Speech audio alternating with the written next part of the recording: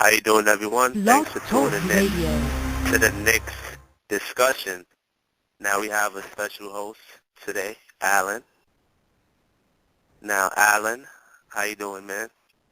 I'm doing good. Doing good. Down here in Miami, but still a Knicks fan. Born and raised in New York for 26 years. So it'd be good to go to a bar later, watch this game with some obnoxious Miami fans, and hopefully walk out with a win. Yeah, everyone. So Allan is from Miami, but he was born and raised in the Bronx, New York.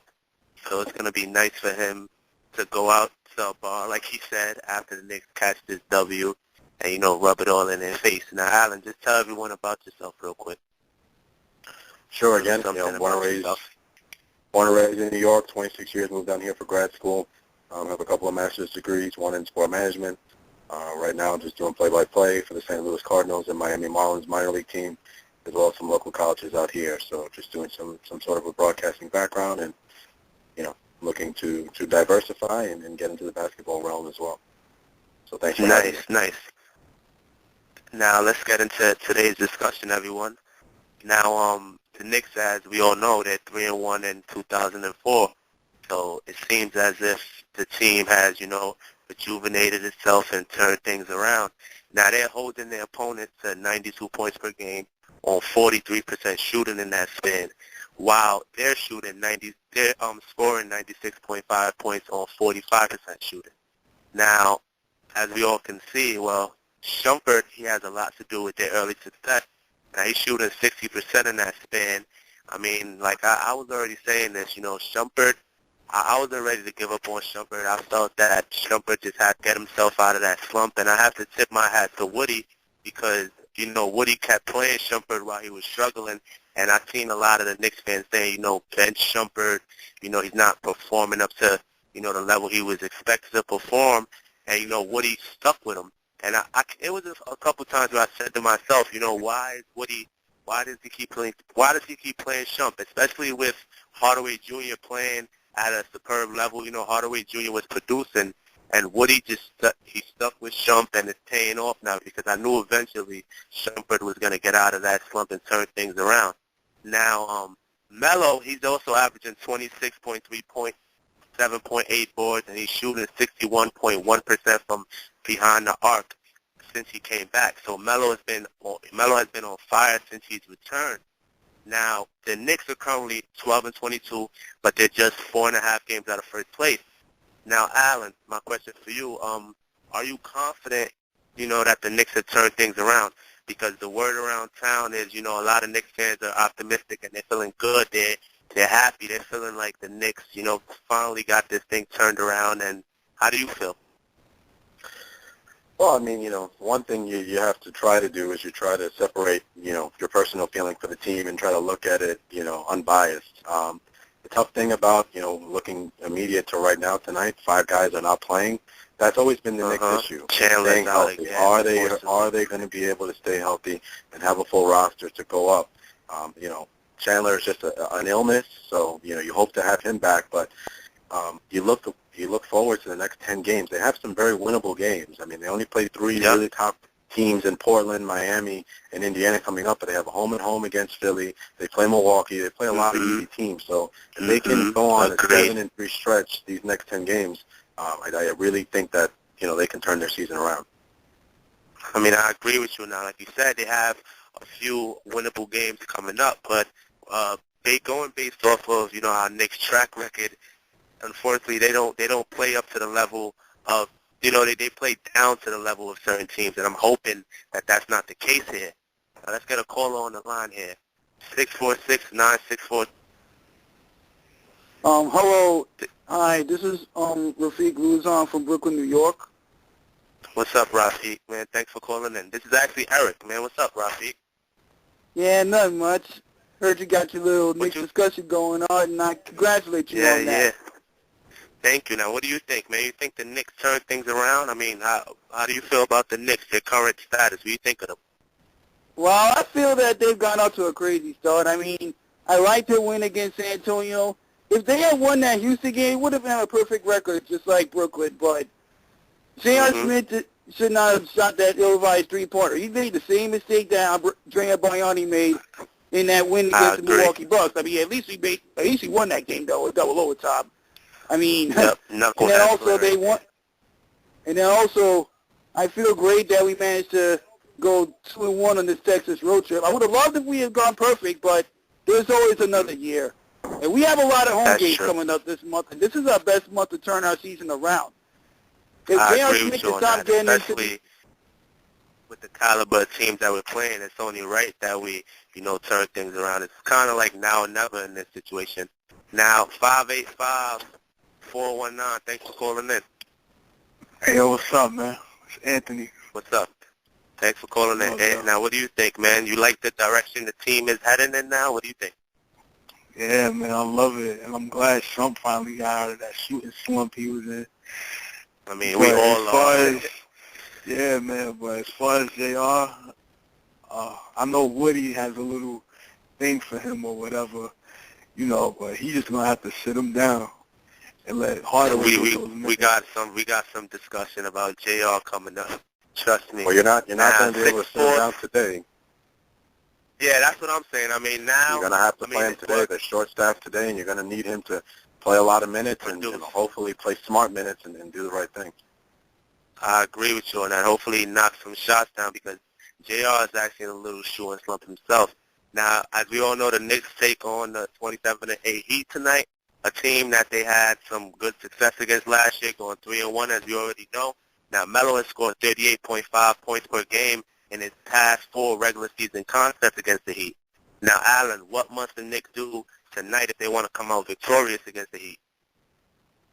Well, they're going to have to do two things. I mean, you look at last year, you went 3-1 against the Miami Heat, and their 3 wins, they shot the ball from the three-point line above 40%. They shot 41% in one game, 52% in another, 53% in there. They won the turnover battle in all those games as well. The one game that they lost in New York on March 3rd was a game that they only shot 27% from the three-point field, and they turned the ball over more than Miami. So if they can limit their turnovers and shoot above 40% tonight against Miami from the three-point line, they should be able to win this game.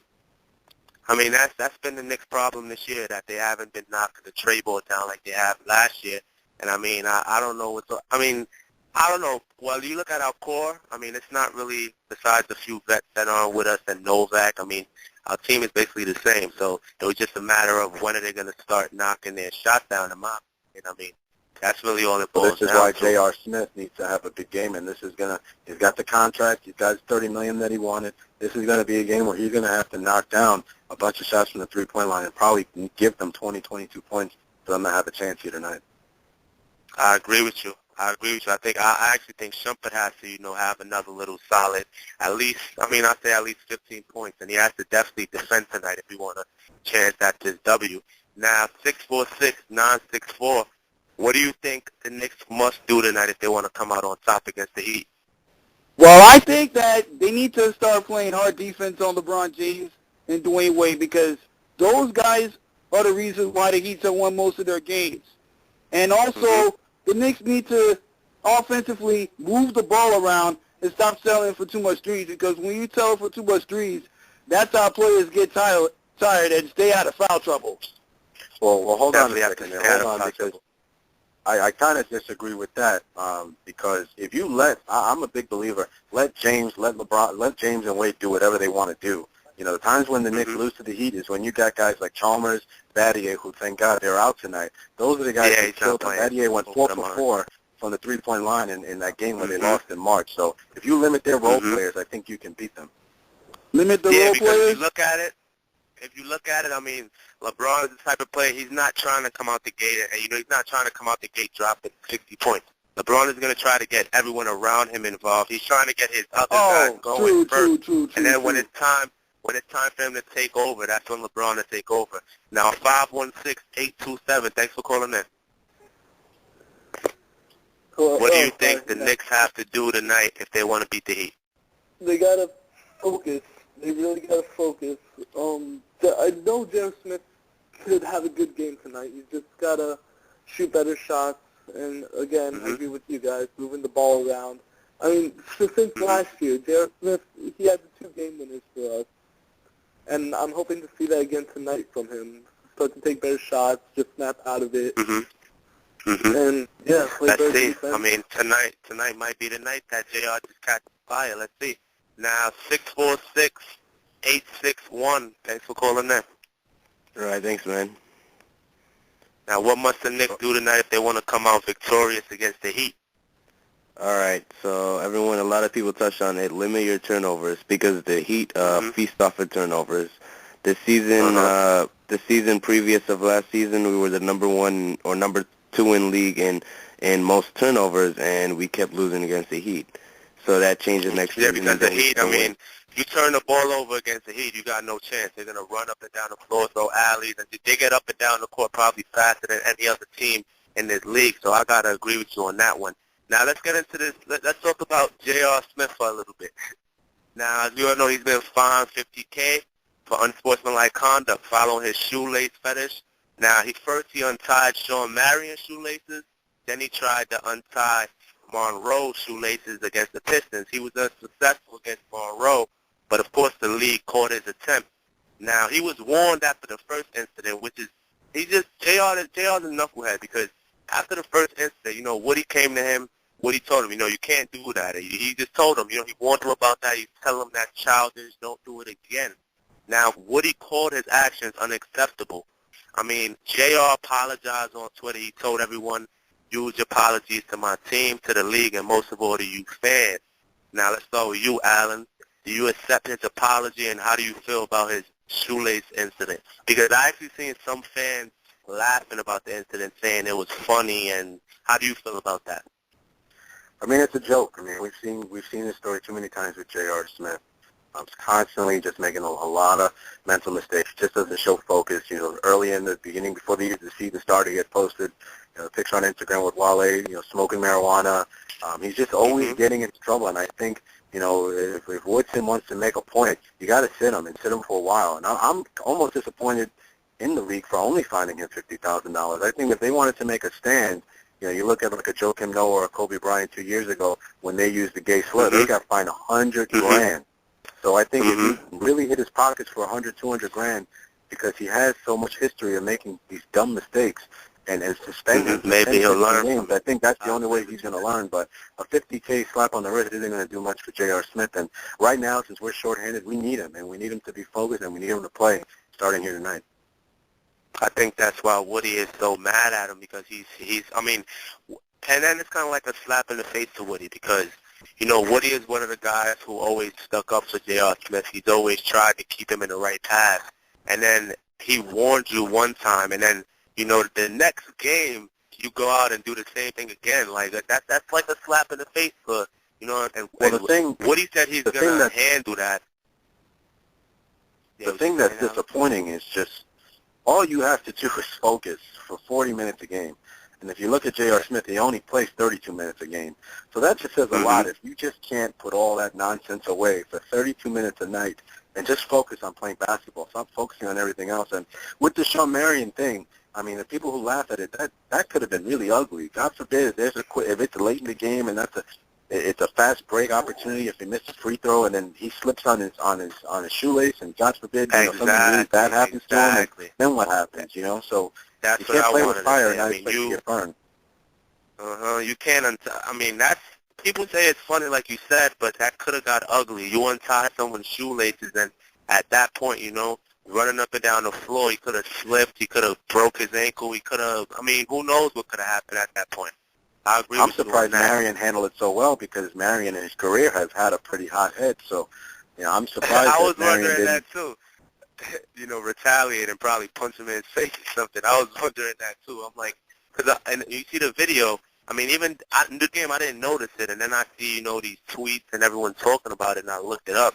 When it happened, think it's just the initial shock. Actually, yeah, You don't expect to see Marion that. I don't think he expected that. He's just looking at him like, are you serious? Like, what are you doing? Like, and then JR says, I always do that. So then I'm pretty sure that's why he got caught the following game, because now the league has their eyes on you. See if the knucklehead is going to do it again. And what did JR do? Of course he did it again. I don't know. But, I think they're just stuck with him. They gave him a 4-year deal, so they're stuck with him now. Now, the Knicks were saying they were trying to trade him, but, good luck with that. No one wants JR on their team. But yeah, Not even thanks if the everyone Knicks for pay his full tuning in. salary, they wouldn't take him. Thanks everyone for tuning in to the Knicks discussion. Till next time, Eric and Allan, thank you again. All right, guys. Good. Let's go Knicks.